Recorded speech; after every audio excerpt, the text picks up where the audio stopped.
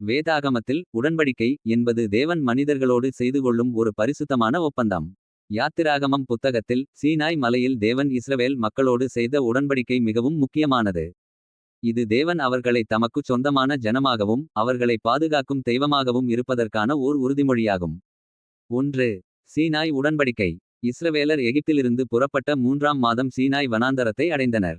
அங்கே தேவன் மேகங்களின் நடுவே மலையின் மேல் இறங்கி வந்தார். தேவனின் வாக்குறுதி: நீங்கள் என் வாக்கை உண்மையாய் கேட்டு என் உடன்படிக்கையை கைக்கொள்வீர்களானால் சகல ஜனங்களிலும் நீங்களே எனக்குச் சொந்த சம்பத்தாயிருப்பீர்கள். மக்களின் பதில்: கர்த்தர் சொன்னதையெல்லாம் செய்வோம் என்று மக்கள் ஒருமனதாக வாக்கு கொடுத்தனர். 2. 10 கட்டளைகள். இந்த உடன்படிக்கையின் சட்டதிட்டங்களாக தேவன் கொடுத்ததே 10 கட்டளைகள். இவை 2 கற்பலகைகளில் தேவனாலேயே எழுதப்பட்டன. என்னைத் தவிர வேறு தேவர்கள் உனக்கு இருக்க வேண்டாம். யாதொரு விக்கிரகத்தையும் நமஸ்கரிக்க வேண்டாம். தேவனாகிய கர்த்தருடைய நாமத்தை வீணாக வழங்க வேண்டாம். ஓய்வு நாளை பரிசுத்தமாய் ஆசரிக்க நினைப்பாயாக. உன் தகப்பனையும் உன் தாயையும் கனம்பண்ணுவாயாக. கொலை செய்யாதிருப்பாயாக.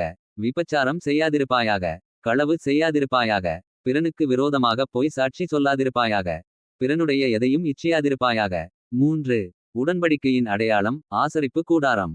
தேவன் மக்களோடு தங்கியிருப்பதன் அடையாளமாக ஆசரிப்பு கூடாரத்தை அமைக்க கட்டளையிட்டார். இதில் உடன்படிக்கை பெட்டி வைக்கப்பட்டது. அந்த பெட்டிக்குள் 10 கட்டளைகள் அடங்கிய கற்பலகைகள் வைக்கப்பட்டன. இது தேவன் அவர்களோடு இருக்கிறார் என்பதன் நிரந்தர அடையாளமாக இருந்தது. 4. உடன்படிக்கை மீறலும் மன்னிப்பும். மோசே மலையின் மேல் தேவனோடு பேசிக்கொண்டிருந்தபோது மக்கள் கீழே ஒரு பொற்கன்றுக்குட்டியை உருவாக்கி வணங்கி உடன்படிக்கையை மீறினார்கள். மோசே அவர்கள் சார்பாக பரிந்து பேசி தேவனிடம் மன்னிப்பு பெற்று தந்தார். பின்பு தேவன் மீண்டும் உடன்படிக்கையை புதுப்பித்தார். இந்த உடன்படிக்கையின் நோக்கம்: தேவன் இஸ்ரவேலர்களை மற்ற உலக நாடுகளிலிருந்து வேறுபடுத்தி அவர்களை ஒரு ஆசாரிய ராஜ்யமாகவும் பரிசுத்த ஜாதியாகவும் மாற்றவே இந்த உடன்படிக்கையை செய்தார்.